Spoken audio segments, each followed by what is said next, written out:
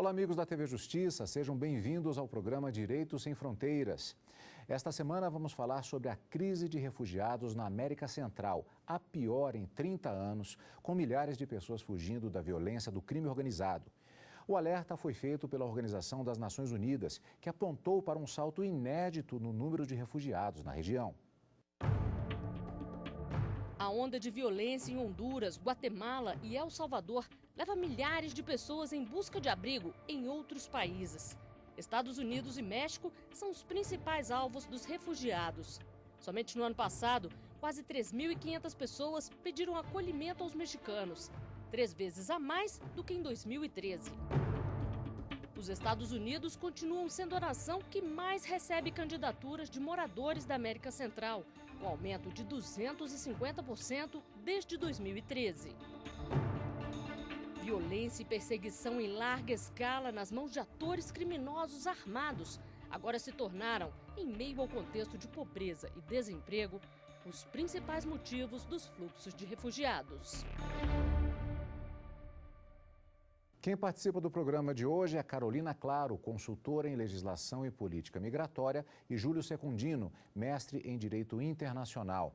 Agradeço a ambos pela participação aqui no Direito Sem Fronteiras, nos estúdios da TV Justiça no Supremo Tribunal Federal, para falarmos a respeito desse tema. No caso, nós vimos na reportagem uma abordagem específica a respeito das disputas de gangues, mas no meio desse tiroteio também há denúncias da própria Organização das Nações Unidas com relação à violência estatal também, violência policial.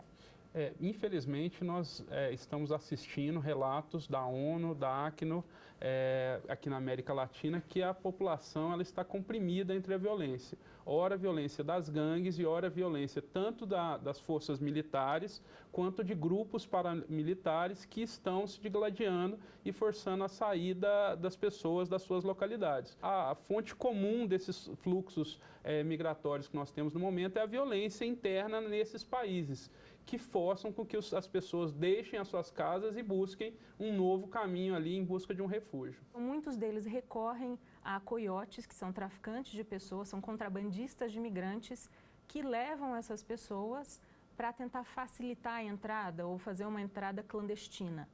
E, enfim, o triste é que não só essas pessoas podem sofrer abusos de direitos humanos de toda sorte, né, nesse trajeto, e também a questão de quando elas chegam no país, elas são tratadas como ilegais, né? O que não se usa mais porque se diz respeito à criminalização das migrações. Você chamar um imigrante de ilegal é criminalizar a imigração. E, na verdade, essas pessoas são solicitantes de refúgio e, às vezes, não têm acesso ao pedido, aos canais estatais, justamente porque entram de uma forma indocumentada com o uso de coiotes.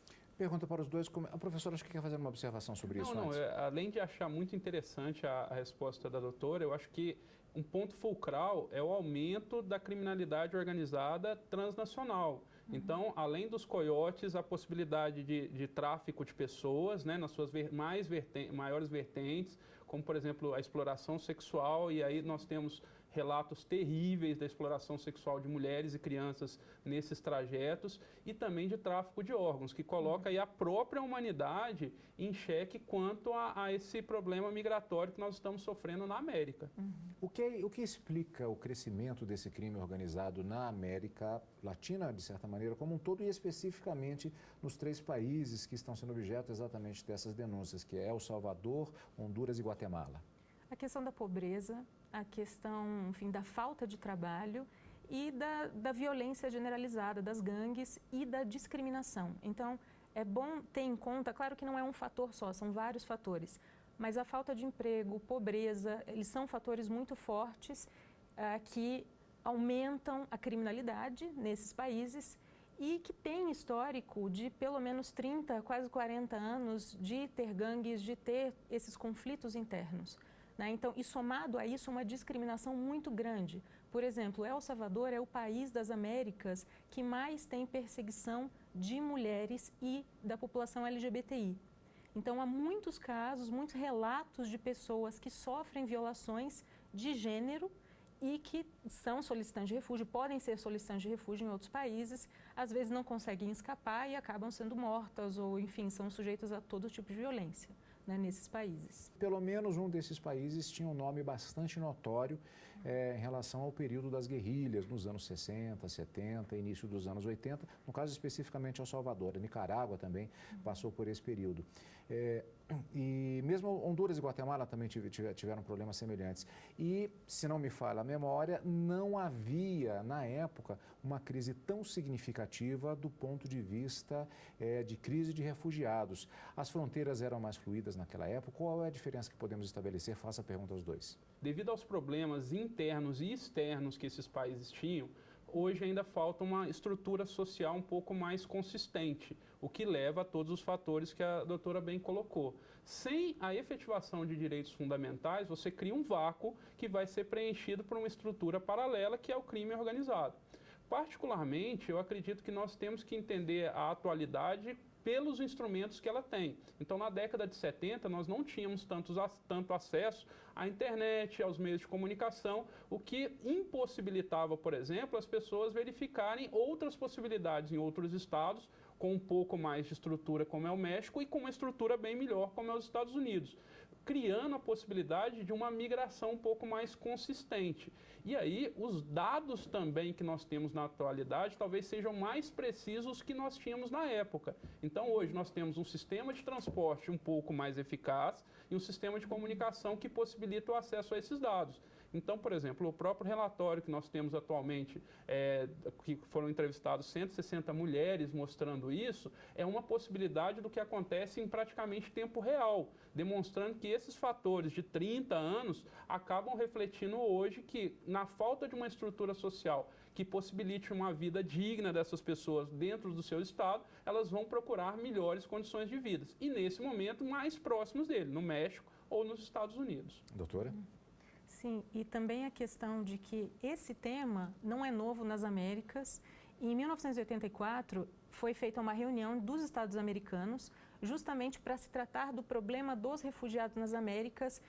Documento muito importante que saiu dessa reunião foi a Declaração de Cartagena de 1984, que ampliou o conceito de refúgio da Convenção da ONU sobre o Estatuto dos Refugiados de 1951.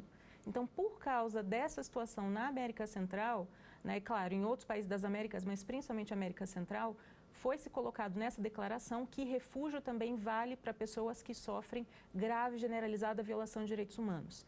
E esse conceito ampliado de refugiado é justamente daqueles em que foi colocado na legislação brasileira. Então, a nossa Lei 9474 de 1987, que fala sobre refúgio no Brasil, coloca um caráter ampliado do conceito de refugiado a partir da Declaração de Cartagena, que comemorou 31 anos no final do ano passado. E, claro, ela é mais atual do que nunca. Inclusive, há outros documentos, há outras propostas do Acnur dos países americanos no sentido de uma responsabilidade compartilhada entre os países por conta desse grande número de solicitantes de refúgio. A aceitação dessa ampliação do conceito específico de refugiado, ela já é aceita amplamente ou ainda é um processo em discussão, em adaptação entre os diversos países, não só da América Central, nesse problema específico, mas em todo o mundo? Não, ela já é ampla por conta da Declaração de Cartagena, que é um documento de soft law, ele não é vinculante aos países, mas por conta dela e por conta da repercussão, não só nas Américas, mas em outros países de outros continentes, esse conceito ampliado de refúgio foi colocado nas legislações internas dos países e em alguns tratados internacionais, regionais, por exemplo, no continente africano. Então, outras situações que não aquelas descritas na Convenção de 1951 sobre o Estatuto dos Refugiados, que foi criada num contexto de perseguição durante a Segunda Guerra Mundial, enfim, um contexto bastante específico e bastante necessário para a época, né, e que não se imaginava que haveria outras situações que trariam, então, uma forma de perseguição das pessoas. Por conta disso, então, esse conceito ampliado de refúgio, né, de quem é o sujeito refugiado, ele é bastante aceito por grave e generalizada violação de direitos humanos, que é um leque bastante amplo, são várias situações que podem ser colocadas nessa categoria jurídica, nessa categoria migratória. Eu acredito que o problema não seja de aceitação do conceito jurídico, e sim de recepção de um fluxo migratório, sabendo que existem custos, existem dificuldades estruturais para receber os refugiados, há uma certa tendência estatal de se evitar esses fluxos migratórios e tentar retardar, inclusive, para a criação de estruturas, né? Assim como nós assistimos na Europa certas discussões obrigações e certas dificuldades. Isso vai ocorrer também no México e nos Estados Unidos, porque ao recebê-los o Estado tem certas obrigações que ele vai ter que arcar e vai ter que cumprir com todas elas, que causa aí a dificuldade de efetivação dos direitos fundamentais. E eu concordo com o doutor quando ele menciona que a questão é de política migratória. E tanto é assim que é importante lembrar que tem um caso muito importante e bem atual sendo discutido na Suprema Corte dos Estados Unidos, que é justamente a possibilidade de entrada de menores desacompanhados, a maioria que vem desses 3 países da América Central. E essa política existe já há alguns anos, se não me engano, desde 2005, e o atual presidente dos Estados Unidos, ele ampliou o que é chamado de DACA, que é a aceitação e não deportação de menores desacompanhados, e ele criou uma outra política no ano retrasado, 2014, chamado de DAPA, que é justamente para você não deportar os pais desses menores desacompanhados que eventualmente migrem para os Estados Unidos solicitando refúgio com base nessas situações de violência generalizada, enfim.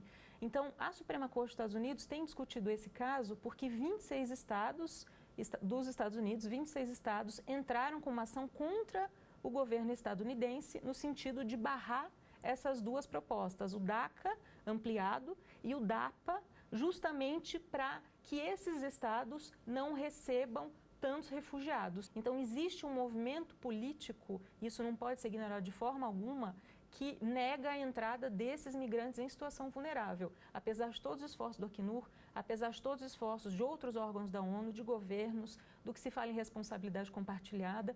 E a questão dos menores desacompanhados é muito preocupante, justamente porque muitas mães e pais na América Central mandam seus filhos, principalmente a El Salvador, quando o seu filho é pré-adolescente, principalmente menina, ela é pré-adolescente, eles mandam para os Estados Unidos via coiote. Por quê? Porque eles sabem que essa criança, esse menino ou essa menina, vai ou ser recrutado pelas gangues ou vai sofrer violência sexual e vai eventualmente ser traficada para fins de exploração sexual. Enfim, então é extremamente comum que os pais em El Salvador, em outros países também, mas principalmente em El Salvador, mandem seus filhos com o uso de coiotes para os Estados Unidos, e é aí que surgiu toda essa discussão nos últimos anos nos Estados Unidos de segurar esses menores desacompanhados lá e criar políticas públicas específicas para eles. Por quê? Porque se você retorna esses menores, eles sofrem, né, eles têm possibilidade de sofrer mais violações de direitos humanos,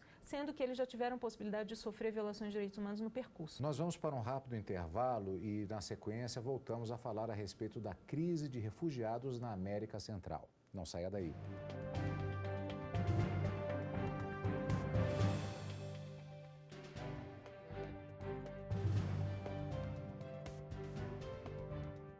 Estamos de volta com Direitos Sem Fronteiras, falando nesta semana sobre a crise de refugiados na América Central. A violência de gangues na região tem aumentado o número de pedidos de abrigo nos Estados Unidos, México e Costa Rica. Em relação aos Estados Unidos, há uma discussão a respeito de políticas migratórias especificamente, mas eu creio que não há uma situação como a que acontece, por exemplo, no México, que também tem problemas internos relacionados à questão da violência, inclusive de gangues e narcotráfico. Isso é uma agravante também para as pessoas que estão envolvidas no meio desse verdadeiro tiroteio. Sim, com certeza. Justamente porque essas pessoas usam o México para chegar nos Estados Unidos e para buscar uma qualidade de vida melhor e principalmente para se proteger. Então, imediatamente para se proteger, mas chegando no México, há várias outras dificuldades para se entrar nos Estados Unidos, principalmente se a entrada não for regular, não for com documentação, com passaporte, com visto, enfim, ou com pedido já feito de solicitação de refúgio, que na verdade geralmente se faz mesmo no território do país. Mas também há pedidos de abrigo no sentido de não utilizar o México como um país que seria uma ponte para os Estados Sim. Unidos. Também há pedidos de entrada para se tentar uma vida nova no México especificamente? Sim, também. Também há um aumento grande de solicitações de refúgio no México, né, apesar de algumas situações bastante dramáticas serem relatadas no país. E, inclusive, o Acnur abriu um outro escritório no México justamente para tratar das questões relativas à área de fronteira com os Estados Unidos. Mas também há pessoas que vão para o México buscando proteção e, dentro do procedimento de refúgio, elas geralmente são consideradas refugiadas sim. Agora, o maior problema é a integração dessas pessoas e se essas pessoas não vão viver o mesmo tipo de violência que viviam no seu país de origem. Você tem áreas no México que são áreas controladas aí pelo narcotráfico. Mas, iminentemente, eu acredito que outros problemas de ordem prática vão criar dificuldade para essas pessoas, como, por exemplo, inserção educacional, a comprovação do grau educacional, a inserção profissional, né, a revalidação de diplomas profissionais, o que vai criar uma certa dificuldade para que eles sejam integrados. E com essa dificuldade, esses refugiados passam a sofrer também violações de direitos humanos naqueles países. Nós temos que lembrar, assim, particularmente, eu acho que a comparação tem que partir que nem todos os estados dos Estados Unidos são iguais. Alguns têm problemas financeiros, alguns têm problemas de integração. Assim também acontece no México, com uma escala ainda maior. Então, as comunidades que tendem a se formar dos refugiados passam a enfrentar problemas de integração, de ordem prática, de ordem cultural, já que eles são vistos como aquele estrangeiro que podem ser utilizados muitas vezes como mão de obra mais barata. Por quê? Porque não tem essa inserção profissional. Então, esse é um dos desafios de um Estado que recebe esse fluxo migratório, com um volume menor do que acontece na Europa no momento, mais grande para aquela região. Esses estados nacionais, eles podem ser responsabilizados no âmbito de alguma corte internacional por conta dessa situação? Sim, elas podem, tanto que se a gente for para o contexto europeu, a Corte Europeia de Direitos Humanos já julgou muitos casos, centenas de casos, sobre a situação, o tratamento de estrangeiros, tanto refugiados ou solicitantes de refúgio, principalmente relativo ao princípio do non-refoulement ou da não devolução, né, que é uma obrigação criada pela Convenção da ONU sobre o Estatuto dos Refugiados, mas também que é um costume de direito internacional, independentemente do Estado aceitar ou não esse tratado internacional. E nas Américas, no caso aqui do nosso contexto, esses estados eles podem ser responsabilizados dentro dos seus próprios países, então uma judicialização da sua política migratória pode ocorrer dentro do seu próprio país, quanto nos tribunais internacionais. No caso, violação de direitos humanos relacionada à Convenção Americana de Direitos Humanos, na Corte Interamericana de Direitos Humanos. Acredito que, além da discussão fulcral dos refugiados, outros instrumentos adotados no âmbito da OEA, como, por exemplo, a Declaração de Belém do Pará para a prevenção de violência contra a mulher, podem ser acionados para que tanto haja uma prevenção nesses estados, quanto a responsabilização por essa violência que se faz durante todo o percurso. Então, eu acho que tem que ser enxergado o sistema americano, não só nesse ponto, mas sim como instrumentos subsidiários que podem ser utilizados para que os estados evitem essa situação, para que haja uma melhor estruturação, mas também para que haja uma proteção ao chegar a um estado receptor dos refugiados. Falta alguma política, já que estamos falando inclusive de criminalidade e do crescimento de gangues, do crime organizado, existe também uma falta de uma elaboração de uma política conjunta entre os países que são atingidos direta ou indiretamente por essa situação, no sentido de se fazer o combate a esse tipo de crime organizado?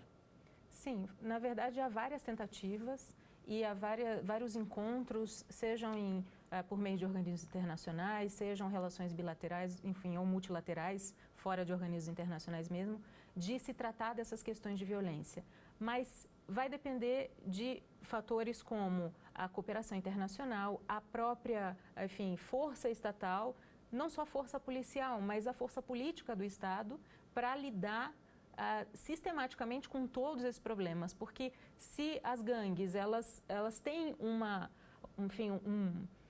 um enfoque grande em alguns países, é porque há outros problemas estruturais também. Questão econômica, a própria questão política, a criminalidade. Então, às vezes o Estado tem vontade, às vezes ele não tem, e às vezes com vontade ele tem dificuldade de atuar. Por isso, uma cooperação seria bastante útil e também uma cooperação que saia do papel, porque são extremamente importantes todos esses encontros, todas as declarações, enfim, há várias no nosso continente, em outros continentes, mas o mais importante é colocar em prática. Então, e esse colocar em prática tem sido algo bastante dificultoso para conter violações de direitos humanos de toda sorte, como o doutor falou, não só a questão dos refugiados na América Central, mas também outras violações sistemáticas de direitos humanos que podem ser, enfim, amparadas e pelo Estado e que podem vir a não acontecer se houver um aparato estatal e social também, porque a gente não pode deixar que o Estado faça tudo, a sociedade civil também tem que se posicionar e se fortalecer nesse processo. Eu concordo com a doutora, eu acho que no plano teórico seria a tese do professor Marcelo Neves de transconstitucionalismo, de proteção da pessoa humana. Por outro lado, a realidade demonstra que seria necessário da OEA ou dos países envolvidos um investimento real em políticas públicas, em políticas migratórias, em políticas de manutenção da sua população no seu estado. E além da coordenação política, talvez nós estejamos aí verificando uma das faces da crise econômica, porque o investimento ele é finito, o orçamento público ele é finito, e aí vai estabelecer prioridades. Eu acho que esse é um caso em que, infelizmente, você acaba investindo em um dos lados da segurança pública, que seria a repressão, e, por outro lado, não se investe na prevenção e na manutenção desses cidadãos, que seria uma forma de evitar todo esse processo que é extremamente desumano, é uma forma de desumanizar o ser humano, já que não existem recursos específicos por isso. Talvez, se pudéssemos resumir, seja uma questão de coordenação e cooperação internacional para a efetivação desses direitos. Eu tenho um relato aqui de uma situação específica, no caso de El Salvador, em que houve uma trégua firmada no ano passado, que foi mediada inclusive pela Igreja Católica e pelo governo, particularmente em relação a duas gangues rivais que dividem o país, e que elas teriam aceitado esse cessar-fogo em troca de penas mais brandas para membros presos e o direito a regalias na prisão, como telefone celular. Pode ser feita uma avaliação desse tipo de medida, desse tipo de negociação direta com essas gangues? E isso pode ser analisado do ponto de vista de efeitos e ainda do ponto de vista jurídico?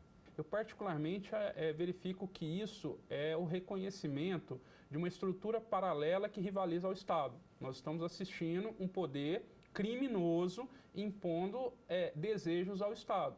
Ao mesmo tempo, nós reconhecemos que o Estado, não dando conta de efetivar um combate real a essas gangues, tende a aceitar certos termos, como, por exemplo, diminuição de pena. Ou seja, essas gangues influenciam na agenda legislativa interna do Estado. É uma discussão da própria soberania desses Estados. E aí, talvez, levando para o direito internacional, o papel da sociedade internacional de auxiliar na reconstrução de uma estrutura que evite ou combata, talvez seja interessante os dois lados, né, você evitar o crime e combater quando necessário, para que não tenhamos uma visão dessa. Eu acho que nós voltamos a um ponto que a doutora bem colocou. Se essas gangues têm o poder de negociar com o Estado, o que ela faz com o particular? Ela impõe, e essa imposição ela é cruel, ao ponto de o Estado sentar a uma mesa de negociação, participação da sociedade civil, nesse caso a igreja, e ouvir qual seria a reivindicação. Então, acho que é uma situação muito complicada, porque tem um viés interno, que influencia desde a soberania, a agenda legislativa do próprio Estado, e um contexto internacional, porque se eleva a uma condição de criminalidade organizada transnacional, já que tem efeitos em mais de um país. Doutora? Acho que o doutor tratou perfeitamente a questão e realmente o reconhecimento do Estado de que ele não é capaz ou ele precisa se aliar às gangues é um reconhecimento de que elas são atores na política nacional e, claro, apesar de ser algo bastante delicado, acho que se isso se tornar políticas efetivas, né, essa redução das penas, enfim, eventualmente uma descriminalização de alguns atos, né, não todos, justamente pela proteção dos direitos humanos, mas se isso se tornar algo em que realmente não vai acontecer mais violação de direitos humanos por parte desses grupos, é válido, apesar de moralmente bastante questionável. Né, porque não se pode, não só no direito interno, no direito internacional, direito costumeiro, enfim, você ultrapassar todas as normas de proteção internacional de direitos humanos que foram conquistadas a duras penas e ainda são reivindicadas pela sociedade. Então, acho que é extremamente válido, um pouco perigoso, mas é um reconhecimento de que o Estado sozinho não consegue lidar com essa situação. Bom, a gente fica por aqui. Hoje nós conversamos sobre a crise de refugiados na América Central por conta da violência na região. Participaram do programa Carolina Claro, consultora em legislação e política migratória, e Júlio Secundino, mestre em Direito Internacional. Agradeço muito a participação de ambos aqui nos estúdios da TV Justiça. E se você quiser assistir a esta e outras entrevistas, pode acompanhar no site da TV Justiça. Anote aí, tvjustiça.jus.br. Até o próximo encontro. Tchau.